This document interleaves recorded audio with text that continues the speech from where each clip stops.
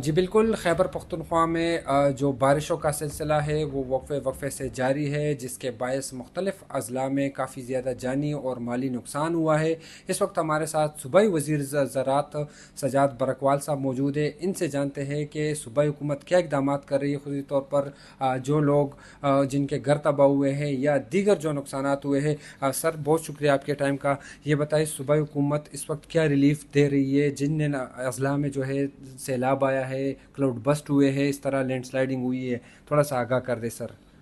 शुक्रिया, आपने मौका दिया बताने का। सबसे पहले तो ये कि हमारे ये जो कुछ अजला हैं जिसमें बजवाड़ है, जिसमें बटाग्राम है, स्वात है और साथ तुरगर हो गया, इन एरिया में बहुत ही ज़्यादा नुकसान रिपोर्टेड है। और असल वजह यह है कि जो मौसमियाती तब्दीली है जिससे पूरी दुनिया इस वक्त मुतासर है, और फिर बिलखसूस पाकिस्तान और फिर उसके बाद हमारे सूबे में पश्तूनख्वा में बहुत ज़्यादा इसमें से हम मुतासर हो रहे हैं। और उसकी एक असल वजह हमारी जो इलाकाई जो हमारी जोग्राफियाई हालात हैं, जिस तरह हमारे पहाड़ हैं, नदी नाले हैं, और उनमें एक ऑलरेडी कैपेसिटी है। अभी जिस तरीके से ये हुआ है, देखिए क्लाउड बस्ट हो जाता है और अचानक एक तुग़यानी आ जाती है और लोगों को पता चलते चलते वो बीच में फंस जाते हैं। तो सबसे पहले तो यह है कि हमारा रिलीफ ऑपरेशन भी जारी है। हमारे सारे इसके साथ मुंसलिक जितने भी इदारे हैं, हमारे दो हेलीज, एक हमने भेजा हुआ है आगे बजावड़ के लिए और एक हमने भेजा हुआ है बटाग्राम के लिए।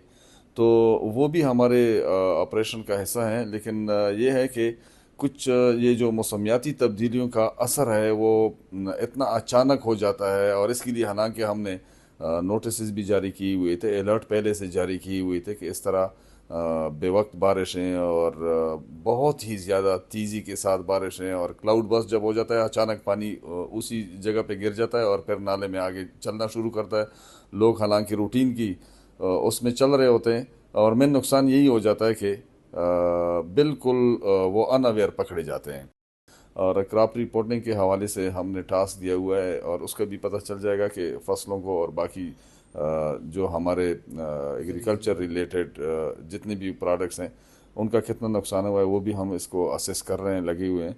तो लेकिन ये है कि मौसमियाती तब्दीली का जितना असर हमारे इलाकों पे हो रहा है, और फिर उसी के मुताबिक हम इंशाल्लाह ताला कोशिश कर रहे हैं कि इकदाम उठाए जाएँ। और जो इकदाम हमारे मुख्तलिफ़ प्रोजेक्ट्स हमारे चल रहे हैं इसी क्लाइमेट रेजिलियंस के हवाले से, वो भी हैं, और हम कुछ और इनिशिएटिव भी इंट्रोड्यूस करा रहे हैं।